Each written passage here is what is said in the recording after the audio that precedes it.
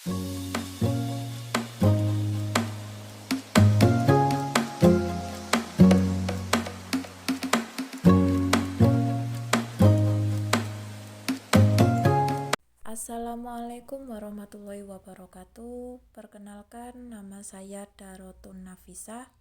Saya dari kelas PBSI 2022A. Di sini saya akan menceritakan perpustakaan impian yang ada dalam bayangan saya. Namanya Perpustakaan Dunia Buku Bahagia, untuk memenuhi nilai ujian akhir semester atau UAS pada mata kuliah perpustakaan sekolah yang diampu oleh Bu Luli Zahrotul Lutfia MPD.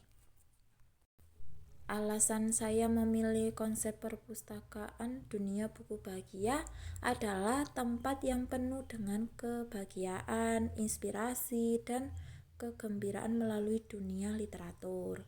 Tempat ini memungkinkan seseorang menemukan keceriaan dalam membaca, kepuasan dari cerita, dan kehangatan dari kata-kata. Perpustakaan ini melambangkan tempat yang memperkaya jiwa, membangkitkan semangat, dan menyediakan ruang untuk melarikan diri ke dunia imajinasi yang penuh kegembiraan dan kebijaksanaan. Setiap kunjungan ke perpustakaan ini membawa kebahagiaan, kesenangan, dan pengetahuan, memberikan kepuasan dan keceriaan dalam belajar dan membaca. Selanjutnya, kita masuk ke gedung perpustakaan seperti yang kita bisa lihat pada ilustrasi gambar di sini. Perpustakaan ini memiliki arsitektur klasik dan elegan. Gedung ini memiliki atap segitiga dengan bagian atas yang sedikit melengkung, serta pilar-pilar yang menjulang tinggi di bagian depan. Warna coklat tua pada dinding dan warna kuning keemasan pada atap pilar. Dan pintu memberikan kesan hangat dan nyaman. Pintu masuk yang megah dan jendela-jendela yang besar. Tujuannya memilih arsitektur klasik dan elegan, menciptakan suasana yang tenang dan fokus, menunjukkan kemegahan dan mencerminkan nilai-nilai klasik. Selanjutnya, kita masuk ke gedung perpustakaan. Itu ada ruangan dalam seperti yang kita bisa lihat pada ilustrasi gambar di sini. Saat kita masuk perpustakaan akan menemukan beberapa ruangan. Yang pertama, ruang administrasi. Ruang di mana pengunjung bisa mendapatkan informasi tentang perpustakaan dan layanan pengembalian dan peminjaman buku. Yang kedua, ruang koleksi buku. Jantung dari perpustakaan di mana semua koleksi buku dikumpulkan disusun secara sistematis agar mudah diakses oleh pengunjung. Selanjutnya ada ruang diskusi dan ruang privasi seperti yang kita bisa lihat pada ilustrasi gambar di sini.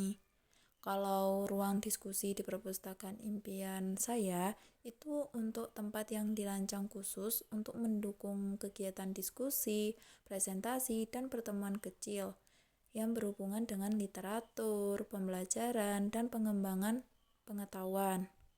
Ruang diskusi itu cocok untuk kalangan pelajar, peneliti, mahasiswa, dan lain-lain. Kalau ruang privasi di perpustakaan impian saya itu dirancang untuk memberikan ruang tenang dan terisolasi bagi pengunjung yang ingin membaca atau belajar dalam suasana yang lebih pribadi dan fokus, itu pilih ruang privasi. Ruang privasi cocok untuk orang yang introvert. Selanjutnya, ada ruang bacaan umum dan ruang baca anak-anak seperti yang kita bisa lihat pada ilustrasi gambar di sini. Kalau perpustakaan bacaan umum itu dirancang untuk memberikan ruang yang nyaman dan luas bagi pengunjung untuk membaca buku atau belajar. Perpustakaan umum cocok untuk kalangan remaja sampai dewasa. Kalau ruang bacaan anak itu dirancang khusus untuk anak-anak dengan koleksi buku dan fasilitas yang menarik dan edukatif. Selanjutnya, fasilitas perpustakaan. Yang pertama, ruang administrasi. Yang kedua, ruang diskusi. Yang ketiga, ruang privat. Yang keempat, ruang bacaan umum. Yang kelima, ruang baca anak-anak.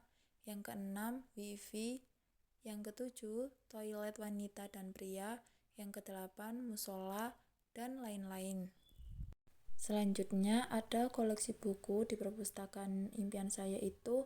Yang pertama, buku pengetahuan umum. Yang kedua, buku pelajaran. Yang ketiga, koran. Yang keempat, majalah. Yang kelima, buku anak-anak. Yang keenam, buku novel. Yang ketujuh, buku sejarah, dan lain-lain.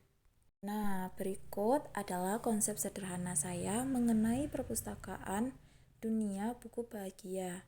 Mohon maaf jika ada penjelasan yang kurang berkenan atau salah. Tolong dimaafkan ya teman-teman. Terima kasih. Wassalamualaikum warahmatullahi wabarakatuh.